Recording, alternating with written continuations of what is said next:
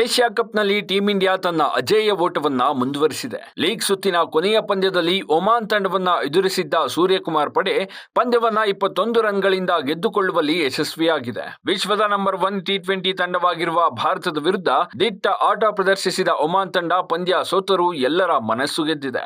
ಆಮೀರ್ ಕಲೀಂ ಮತ್ತು ಹಮೀದ್ ಮಿರ್ಜಾ ಅವರ ಹೋರಾಟದ ಬ್ಯಾಟಿಂಗ್ನ ಹೊರತಾಗಿಯೂ ಜಿತೇಂದ್ರ ಸಿಂಗ್ ಬಳಗ ಟೀಂ ಇಂಡಿಯಾ ವಿರುದ್ಧ 21 ರನ್ಗಳಿಂದ ಪರಾಭವಗೊಂಡಿತು.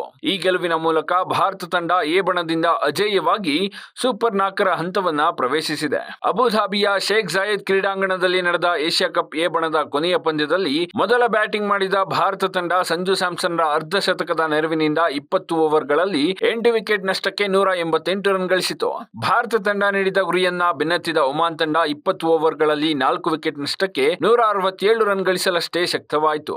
ಆದರೆ ಒಂದೊಂದು ವಿಕೆಟ್ಗೂ ಭಾರತದ ಬೌಲರ್ಗಳಿಗೆ ಕಾಟ ಕೊಟ್ಟ ಒಮಾನ್ ಬ್ಯಾಟಿಂಗ್ ಪಡೆ ಎಲ್ಲರ ಮೆಚ್ಚುಗೆಗೆ ಪಾತ್ರವಾಯಿತು.